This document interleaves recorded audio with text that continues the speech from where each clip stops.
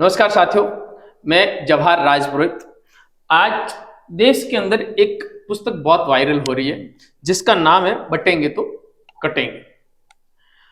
इस पुस्तक का विमोचन योगी जी के साथ हुआ था। कहाँ? कुंभ में।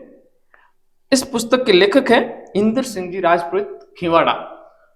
आज हमारे साथ में है, आपसे मुलाकात करेंगे।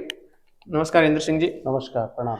ये पुस्तक बटेंगे तो कटेंगे जो योगी जी का नारा था इलेक्शन के टाइम में, जी, यही नाम से पुस्तक लिखने का मन में विचार कैसे आया? वैसे मैं आपको अपने बाल्यकाल की रुचि के विषय में बताऊंगा कि बहुत बालपन में मुझे साहित्य लिखने में, पत्र पत्रिकाओं में अपनी रचनाएं भेजने में और पुस्तक लिखने का जो मूल भाव है वो बहुत बचपन में ही ऐसा कविताएं लिखता था मैं। कविता, लेखन, साहित्य इसमें शुरू से ही रुचि रही और हमेशा मन में था कि एक पुस्तक इस प्रकार की लिखी जाए जो राष्ट्र के लिए अर्पित हो और धर्म के कोई न कोई उसमें अपने द्वारा कोई धर्म के लिए कोई योगदान हो सके। तो आज अपने हिंदुत्व के सामने सबसे बड़ा जो प्रश्न चिन्ह है, हमारे सब संगठनों के सामने, समाज जीवन के सामने, हम कितने दिनों तक सुरक्षित रह पाएंगे, हम कितने दिनों तक अस्तित्व बचा पाएंगे, हम कितने दिनों तक जी पाएंगे इस धरती पर। बढ़ते बढ़ते कटते कटते आज यहाँ तक पहुँच गए। जैसे ही जन्माष्टमी पर योगी जी महाराज ने जैसे ही उत्तर प्रदेश में आगरा में जन्माष्टमी पर ये उद्घोष किया, बटेंगे तो कटेंगे, तो उसके साथ ही मैंने तय कर लिया कि आगामी कुछ महीनों में इसका पूरा अध्ययन करके इसी सिद्धांत को अधिक से अधिक व्याख्या किस प्रकार से की जा सकती है और उसको सारा आधार बना करके साधु संतों महंतों की कुछ वाणियाँ हैं, कुछ पुस्तकें हैं, राष्ट्रीय स्वयंसेवक संघ के प्रचारकों की लिखी हुई पुस्तकें हैं, उन सब का अध्ययन करने के बाद में मुझे लगा कि इस विषय पर अपने विचारों का समायोजन करते हुए कोई एक ऐसी पुस्तक लिखनी चाहिए और फिर मैंने इस पुस्तक की रचना की। ये बटेंगे तो कटेंगे ही क्यों? कुछ और भी तो नाम दे सकते थे। जी, इस पुस्तक का पूरा नाम है देश को संदेश, बटेंगे तो कटेंगे। तो यह एक नारा मात्र नहीं है, ये स्लोगन नहीं है केवल। जैसा कहते हैं कि योगी जी का स्लोगन है, नारा है, इस पर पुस्तक लिखने की क्या आवश्यकता है। लेकिन ये नारा है तो नारा क्यों है, इस नारे के पीछे का पूरा इतिहास क्या है, क्या कारण है कि हम हिंदू समाज दिनों दिन सिमटता जा रहा है और हम अपने आपसी द्वंद्वों में ही पराजित होते जा रहे हैं। तो हमको विजयी होने के लिए एकता का जो सूत्र होना चाहिए, एकत्व की जो अनुभूति होनी चाहिए, उसको हमें जमीन पर उतारना है। तो हमें चेतावनी के रूप में जो बात कही गई, बटेंगे तो कटेंगे, अर्थात यदि हम विभाजित हुए तो आने वाला समय हमारा नहीं है। अब इसको समझाना पड़ता है विभिन्न प्रकरणों के माध्यम से, प्राचीन काल से लेकर आज तक क्या क्या हमारे साथ ऐसा घटित हुआ, इसका सारा उल्लेख मैंने इसमें करने का प्रयास किया। इसमें बटेंगे तो कटेंगे पुस्तक के अंदर मुख्य क्या बातें बताई है आपने इसके अंदर, जो वास्तव में समाज तक पहुंचेगी तो उन लोगों को लगेगा कि नहीं, ये चीज जो योगी जी ने नारा लगाया था वास्तविक था। सारा हिंदू समाज विभिन्न प्रकार के मत पंथ संप्रदायों में बटा हुआ है और सबके अपने अपने उपासना के, श्रद्धा के केंद्र है, लेकिन अंततः हम सभी हिंदू होने के नाते एक हैं। हमारी सनातन संस्कृति हमको एक रहने की शिक्षा देती है। जब हम कहते हैं कि ऋग्वेद का लिखा हुआ सूक्त है, माता भूमि पुत्रो हम पृथिव्याः, दुनिया का सबसे प्राचीन ग्रंथ ऋग्वेद और उसका पृथ्वी सूक्त बोल रहा है, लेकिन सामान्यतः हिंदू समाज को पता नहीं है कि हमें एक रखने के लिए हमारे हजारों वर्ष पूर्व के ऋषि मुनियों ने हमको दिशा दी। सही बात। हम सब एकत्व के आधार पर अपने जीवन को खड़ा करें, इसके लिए बहुत सारे प्रसंग इसमें आप पढ़ेंगे तब आपको ध्यान में आएगा। जब जब भी बटे तब तक हमने अपनी भूमि खोई। 1857 में हमारे पास में अखंड भारत था। सही बात। 1 करोड़ वर्ग किलोमीटर का क्षेत्र था भारत के पास में, और आज हमारे पास केवल 32 लाख वर्ग किलोमीटर का क्षेत्र बचा है। तो वो सारा भाग मुसलमानों के और ईसाइयों के कब्जे में क्यों चला गया? इसको समझाने की दृष्टि से कोई ऐसा हमारे पास में पठनीय सामग्री होनी चाहिए कि ये इतिहास में घटित हुआ है, और ये घटित हुआ है तो उसकी पुनरावृत्ति बार बार नहीं हो, इसके लिए हमें जागरूक, संगठित और ताकतवर रहना होगा। सही बात। इसके लिए हमने इसमें विभिन्न प्रकरण डाले हैं, तो वो आप उसका अध्ययन करें। आप पहले सरकारी सेवा में थे, जी। अब भी आप प्रचारक जीवन ही जी रहे हैं, तो फिर प्रचारक बनने और सरकारी सेवा छोड़ने के पीछे ऐसे क्या विचार आए आपके मन राष्ट्रीय स्वयंसेवक संघ का प्रचारक मैं सन 2014 से लेकर के सन 2020 तक रहा। में? इन 6 वर्षों में मैं संघ का प्रचारक रहा। उससे पूर्व सरकारी विद्यालय में अध्यापक था। वहाँ 5 वर्ष नौकरी करने के बाद में फिर मैंने अपने देश और समाज का ये जो सारा विचार चलता है, अब हम सबको ध्यान है कि हमने यदि नहीं किया, हमने यदि उदाहरण नहीं दिया तो हम किसी को क्या कह पाएंगे। सही बात। तो वह ऐसा विचार बहुत 20 साल से मेरे मन में चल ही रहा था और उसी को जीने का प्रयास कर रहे हैं निरंतर।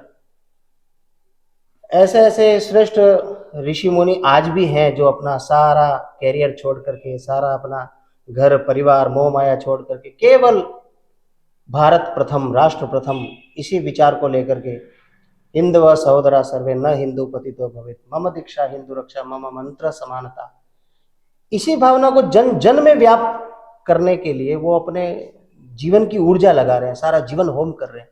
तो हम क्यों नहीं कर सकते? एक ऐसा मन में विचार आया तो फिर ये नौकरी कैरियर ये कोई बहुत बड़ी बात नहीं होती। अब आप भारत माता का मंदिर भी बना रहे हैं, जी जी बिल्कुल। तो फिर प्रचारक थे, वहां से फिर भारत माता की ओर आ गए। ये भारत माता मंदिर बनाने की जो अंदर प्रेरणा जो जगी है, जी क्योंकि मेरे जैसा इंसान ऐसी चीजें जब देखता है ना, बहुत उत्साहित होता है इन सब चीजों की ओर अग्रसर होने के लिए। ये ऐसा कैसे हुआ? सन 2020 के बाद में विभिन्न प्रकार के सेवा कार्य जो कोरोना के काल में भी चले, और वहाँ जब सब कार्यकर्ता मिलकर के काम करते थे, विभिन्न संगठनों से जुड़े हुए कार्यकर्ता भी थे उसमें, और जो संगठनों के स्वयंसेवक नहीं होते वो भी एक जागृत हिंदुत्व की, हिंदू समाज की भूमिका में ऐसे कई लोग हैं तो जुड़ते गए। तो हमने संस्थान, संस्कृति संरक्षण संस्थान वहाँ स्थापित किया और एक विचार किया कि आगे आने वाले समय में यदि हमको सार्वजनिक जीवन में कुछ करना है, कुछ दिखाना है, एक रोल मॉडल स्थापित करना है, तो उसके लिए अपना एक केंद्र होना बहुत आवश्यक है। सही बात। और उसी केंद्र का नाम होगा भारत माता मंदिर। अभी वह प्रारंभिक अवस्था में है और जैसे जैसे समाज राष्ट्र का ऐसा सहयोग, कार्यकर्ताओं का, समाज के भामाशाहों का सहयोग मिल रहा है, वैसे वैसे धीरे धीरे इस काम को हम आगे बढ़ा रहे। भारत माता मंदिर का तात्पर्य इस नाते से नाम दिया उसको कि वहाँ भारत माता का विग्रह भी होगा, भारत माता की पूजा अर्चना भी होगी, और इसके साथ में पूरे अपने राजस्थान का ये जो मारवाड़ गोड़वाड़ का क्षेत्र है, इसमें समस्त जाति समाज के हिंदुओं की श्रद्धा का कोई एक केंद्र हो सकता है तो वो भारत माता मंदिर हो सकता है, क्योंकि भारत माता सबकी माता है। सबकी माता है। तो इस दृष्टि से यह नाम ठीक लगा कि फिर उसमें जातिवाद जैसा कोई मामला नहीं रहेगा। हाँ, जब हम अपने आप को भारत का पुत्र मानते हैं, माँ भारती की संतान मानते हैं, जैसे हमारा विष्णु पुराण कहता है, बहुत प्राचीन श्लोक है, उत्तरम यत् समुद्रस्य हिमाद्रश्चैव दक्षिणम वर्षम तद भारतम नाम भारती यत्र संतति।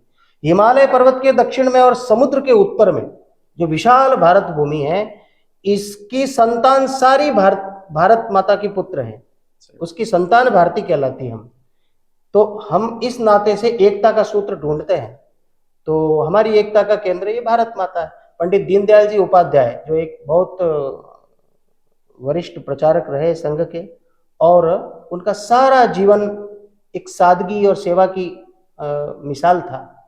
उन्होंने एक बार कहा था कि हमारी राष्ट्रीयता का जो आधार है वो भारत माता है। यदि माता शब्द हटा दिया जाए तो भारत केवल जमीन का टुकड़ा मात्र रह जाएगा। अटल जी ने भी कहा ये भारत केवल जमीन नहीं है, जीता जागता राष्ट्र पुरुष है। तो यह भावना जन जन में कैसे व्याप्त हो, इसके लिए वह केंद्र ही ऐसा होगा जहां एक एक युवा को, एक एक व्यक्ति को, चाहे वो किसी भी जाति बिरादरी का होगा, उसको अपने राष्ट्र के लिए तैयार करना, जीवन मूल्यों की रक्षा करने के लिए विभिन्न प्रकार के प्रकल्प, सेवा, संस्कार के कार्यक्रम होंगे। तो वह स्थान भारत माता मंदिर इस नाम से हमको उपयुक्त लगा कि वहां स्थापना होनी चाहिए। ये जो पुस्तक है बटेंगे तो कटेंगे, पूरे भारतवर्ष में बहुत ज्यादा वायरल है।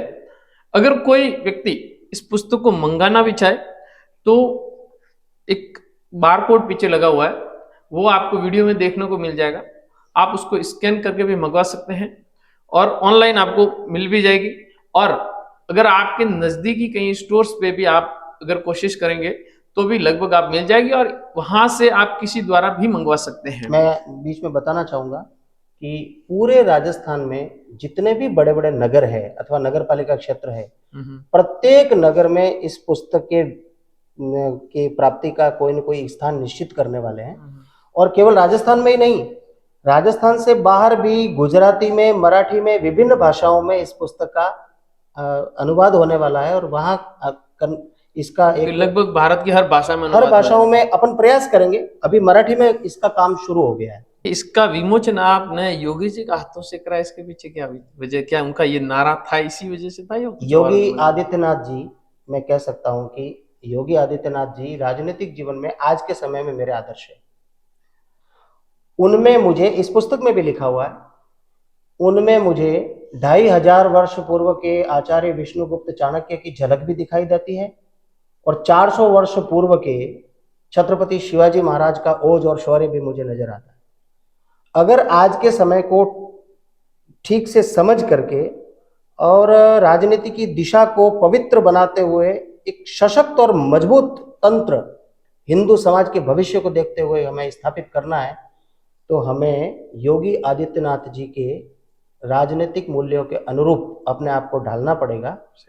और मेरे ऐसा मन में था शुरू से ही, जब मैं पुस्तक लिख रहा था, तो कोई न कोई योग बन जाए और मुझे योगी आदित्यनाथ जी के हाथ से ही विमोचन करने का अवसर मिले। और खास बात यह रही कि इस पुस्तक को देख करके योगी जी ने स्वयं ने कहा मैं भी इस पुस्तक को पढ़ूंगा। ये बहुत ही एक सौभाग्य का अवसर। आपका बहुत बहुत धन्यवाद, आपने समय निकाला, आपकी इस पुस्तक के दर्शन भी हमको करवाए। और मैं भी मेरे दर्शकों से कहूँगा कि ये पुस्तक बटेंगे तो कटेंगे के नारे को वास्तविकता में विस्तार से समझने के लिए इसको जरूर पढ़ें। आप पढ़ेंगे तो ही समझ पाएंगे, बिना पढ़े किसी भी चीज के बारे में आप जान नहीं सकते, चाहे वो कोई भी हो, कोई भी धर्म से हो। इस किसी भी चीज को देखे बिना, पढ़े बिना कुछ नहीं हो सकता। जय श्री राम।